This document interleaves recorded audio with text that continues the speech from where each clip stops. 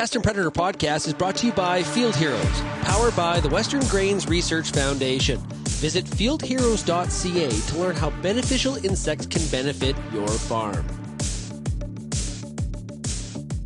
Welcome to the Pest and Predator podcast, brought to you by Field Heroes, powered by the Western Grains Research Foundation.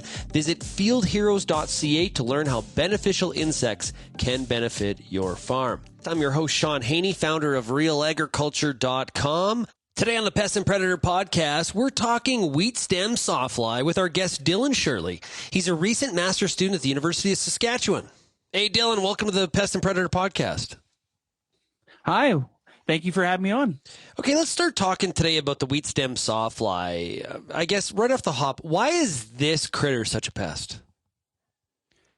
Well, wheat stem sawfly is such a pest and such a nuisance, in my mind, for a couple of reasons. One is we'll get into the biology later, but for the majority of the life history for wheat stem sawfly, it's actually quite protected within its host plant. So chemical or insecticide treatments just really aren't all that useful. And for another reason too is we've kind of known about wheat stem sawfly for a long time. First reports are back into the 1920s and earlier than that as well. So it's something that we've known about for so long. So I think a lot of people are also quite annoyed that this is something that we just can never get rid of. It's always kind of been a nuisance pest or a high economic pest as well in areas like in southern Alberta and across the prairies as well. Yeah, it definitely can create some real yield loss, and if you have it, you definitely know it from a visual aspect on what we see happen to that standing crop. So let's talk about, what does wheat stem sawfly, what does it actually look like? So the adult is relatively small for what an insect would look like. It's about 7 to 12 millimeters long. Adults have black and yellow body types or stripes along their body. They're a member of the Hymenoptera order within insects. So that's kind of your wasps, ants, bees, and of course other sawflies. So it kind of looks somewhat similar to a wasp, but it just doesn't have that thin wasp kind of waist body. Females are a little bit larger than males, and you can also differentiate the two as well as the ovipositor or the egg-laying structure that the females use to actually put their eggs into the host plants. It's actually visible at the end of their abdomen. It's just this little black appendage. If you look really closely, it actually has a little serrated part to it. So that's actually what they use to saw into the plants to lay their eggs. When we talk about a lot of these pests on the Pest and Predator podcast, one of the questions we typically ask as well is, what's its biology? Sure. So the biology of wheat stem sawfly is univoltine, or one generation per year. We start to see adults in the early June to mid-July period. They actually overwinter as a late instar larva, and then continue on their development and emerge as adults in that time frame. The adults are relatively short-lived, about 7 to 10 days, a little bit longer than that, depending on weather conditions. And during that time, they have to get their act together and start laying eggs into their host plants. So after a short period, the eggs are inserted into the host plants, and the larvae will eat their way into the center of the plant, and that's where they'll remain for the remainder of the year. So inside the host plant, the larvae is developing, it's eating its way through the plant itself, and by the end of the year, it will be triggered into diapause, or start to want to actually begin its overwintering process. So that mature larva will travel down to the base of the stem and actually sever the plant from the inside, creating a V-shaped groove as it does it, and then it will plug itself into the bottom of that stem or that stub with its own frass or insect fecal matter, and it will stay well protected within that little plug that it created for itself, and that's where it will remain for the winter months. And what areas are is the population the most profound, and what crops is it mostly attacking? So wheat stem sawfly is native to North America, meaning that it is originally from here. And historically, we've known that wheat stem sawfly has been a bigger problem in northern Great Plains region of this great continent. So that includes Montana, North Dakota, and the three prairie provinces being Alberta, Saskatchewan, and Manitoba. And recently, however, we've seen a shift of where wheat stem sawfly has become an issue as well, going a little bit further south into some of those other wheat growing regions in the U.S., including Colorado, Wyoming, Nebraska, South Dakota. Now, for your second part of the question, what kind of crops that wheat stem sawfly attacks? It actually has a decently broad host range for within grasses. So some non-cultivated grasses will include various types of brome grass, wheatgrass, and bluegrass. But for the things that we're actually growing for crops and such, by the name, it will go after a lot of different kinds of wheat, including just common wheat and durum wheat, as well as barley and rye. So it's pretty broad. Interesting. Any idea on why the expansion of where we find it? Do we have an answer to that? So a few hypotheses as to why. First is just the expansion of how much wheat that producers are actually able to grow. So kind of giving more good hosts that the wheat stem sawfly can develop in. Wheat stem sawfly tend to do better in plants that have a wider diameter inside the plant, so the actual larvae can grow and develop a little bit better. So wheat tends to do a little bit better than some of the non-cultivated grasses that might be growing in the ditch. As well, just in terms of temperature plays a massive role in this, just allowing the individuals to not only develop, have a bigger growing season and actually have that chance to make it to the end and actually get to the overwintering stage. So it's a bit of a combination of both as to why that the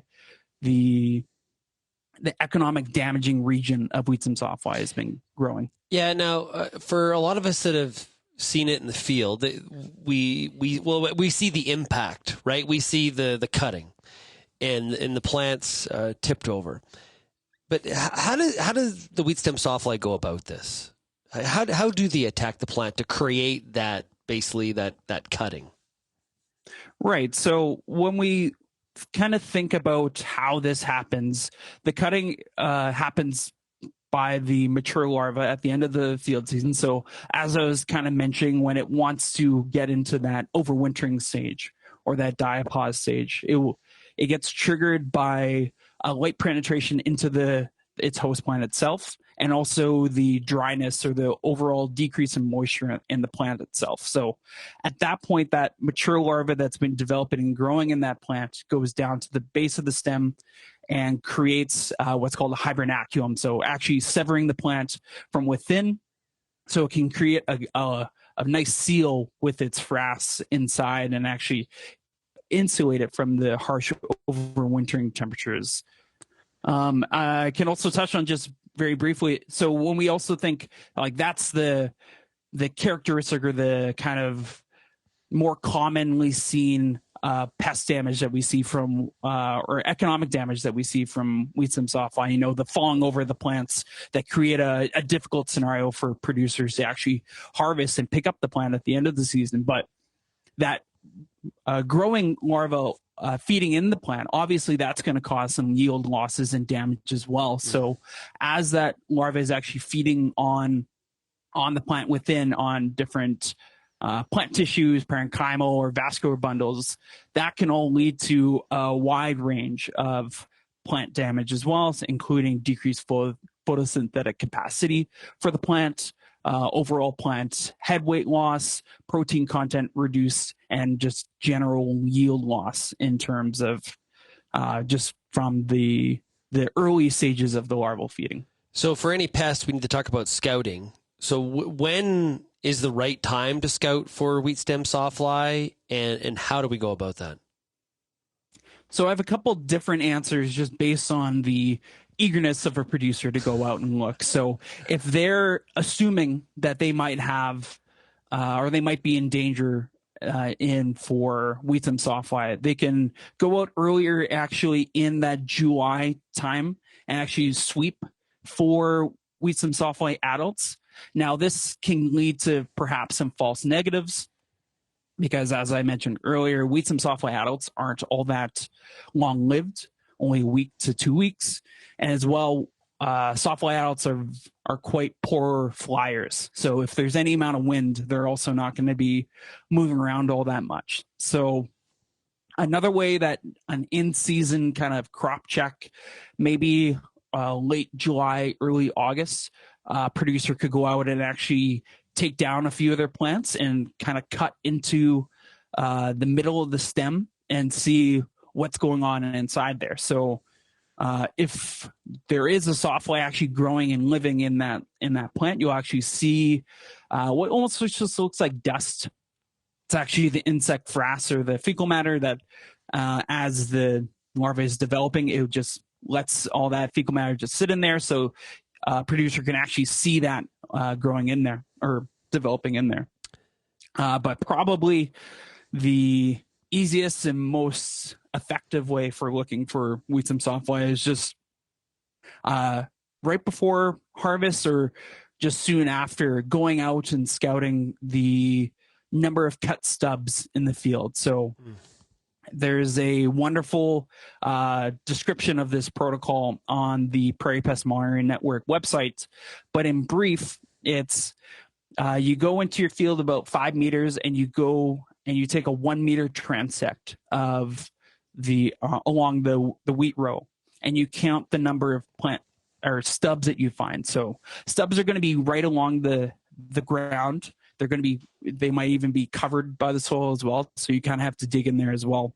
But you just kind of get an idea of the percentage of cutting within your field, and that will give you a good idea of either what you might expect for when you're trying to harvest later in that year, or just perhaps what you might expect for a population in the following growing season. Most pests have one of my favorite parts of doing these pest and predator podcasts is talking about the enemies, the beneficial insects that are working for you for free. Let's talk about some of the enemies of the wheat stem sawfly. Who are they? So when we think about the beneficial insects, the big players that are well known to cause population decreases and actually save yield against wheat stem sawfly, we really only think about two parasitoids, Bracon cephei and Bracon lysogaster. Now, these are two idiobiont ectoparasitoids. Those are two really big words, but it's really fun when you kind of can break them down. Idiobiont means that they paralyze the larvae at that point. So when the female parasitoid actually parasitizes it, that larva is no longer moving, it's no longer eating. So at that point, that's already saving that crop from future yield losses, because that wheat stem sawfly larva is not doing anything anymore. An ectoparasitoid just means that the larva is actually going to consume its parasitized sawfly from the outside in. You know, we're not thinking the stereotypical alien where the parasitoid or the parasites inside. It's quite the opposite and very fun to kind of think about. So in terms of these two different parasitoids, we do have both in Canada. The Bracon lysogaster has been found in some low numbers in southern Alberta, but mainly the big player is Bracon cephei. So, and this is quite nice because Bracon cephei is quite well synced with the development of its host, the wheat stem sawfly. So what I mean by synced is that when the adults for Bracon cephei, the parasitoid, are ready to go out and actually hunt and find a nice sawfly to parasitize, in the development for wheat stem sawfly, they're actually already inside the plant. They're at a decent enough size that allows for not only the Bracon parasitoids to locate them and find them, but also for the larvae to actually properly develop and kind of consume and can finish their development on that singular sawfly larvae in the host plant. So what is it about the wheat stem sawfly that is so attractive to the Brachycephaly? So for attractiveness, I think it's just that they've kind of developed, they've become so specialized for them.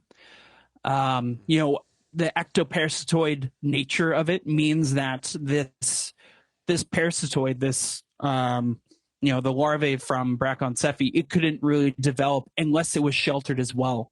So being that wheat stem sawfly has already kind of sheltered itself or enclosed itself within the host plant, this kind of lends itself to being such a great host for it, because its progeny is also going to be well protected and have the time to actually be able to consume the larvae, and then also develop within that host plant itself so that it will pupate and then emerge later in the following year.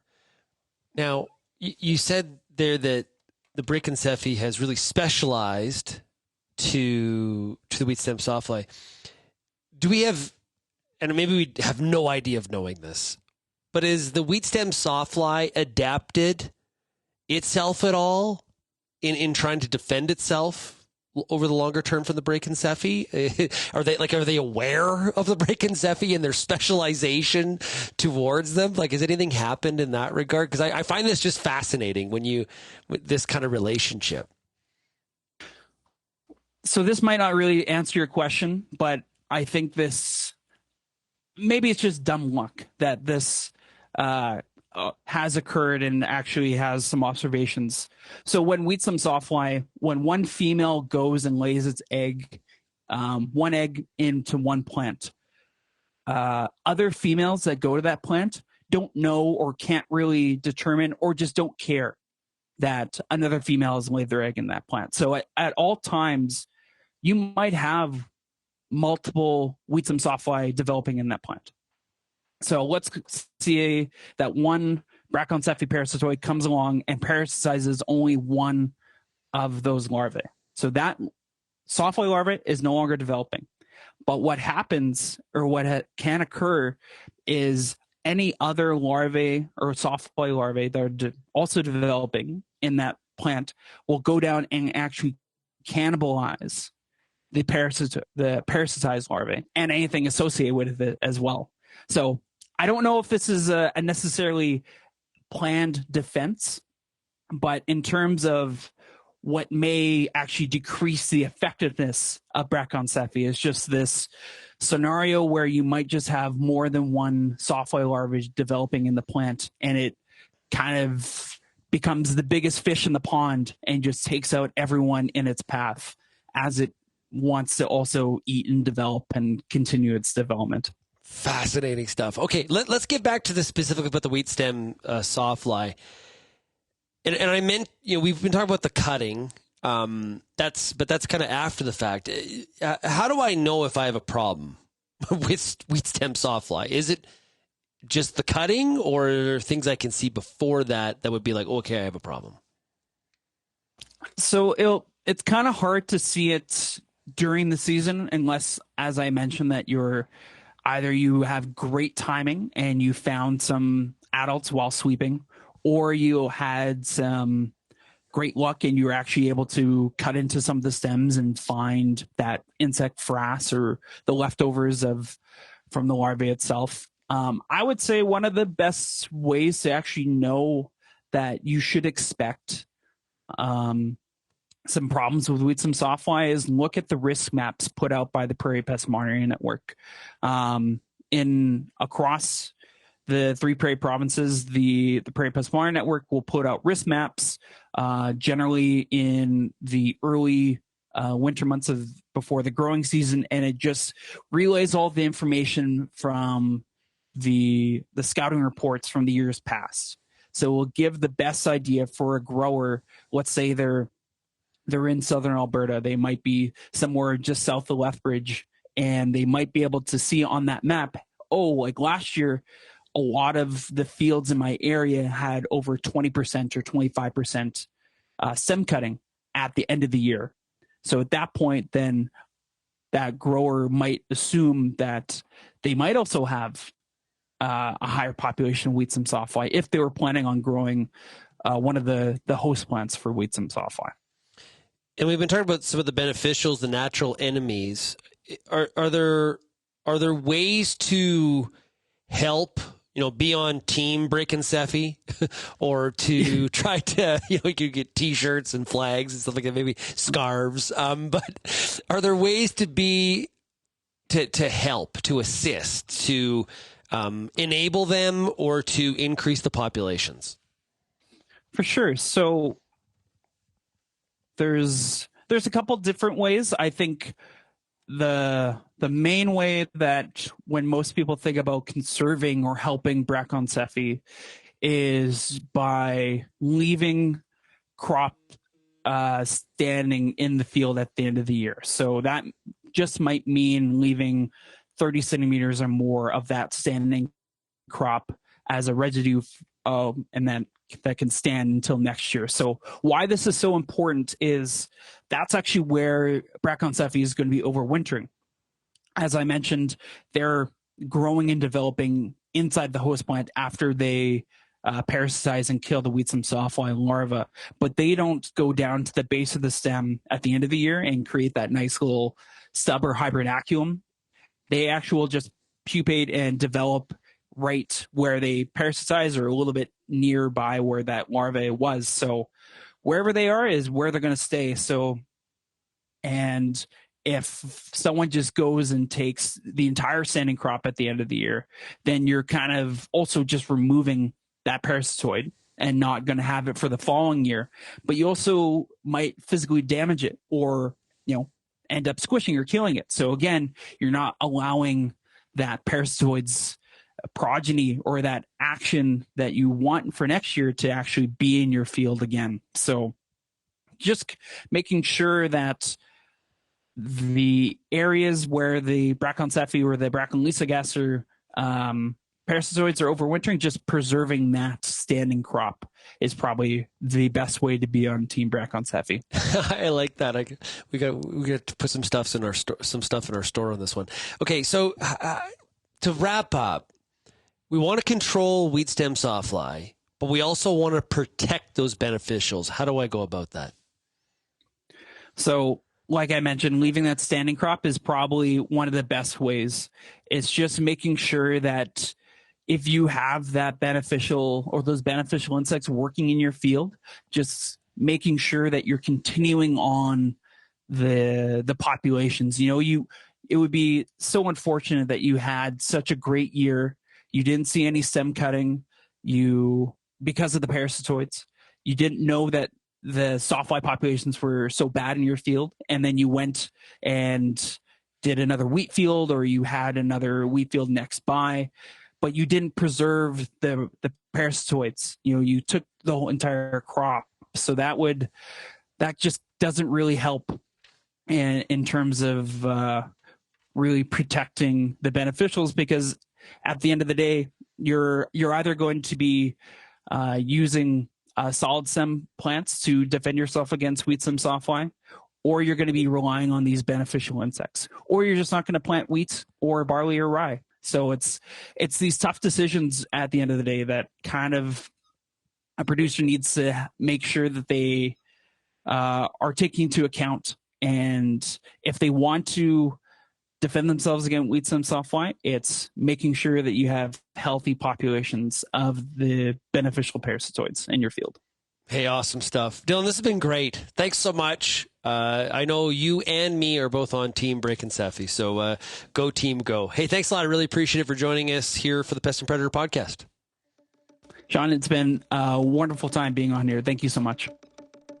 I hope you enjoyed this episode of the Pest and Predator podcast. It's brought to you by Field Heroes, powered by the Western Grains Research Foundation. Visit fieldheroes.ca to learn how beneficial insects can benefit your farm.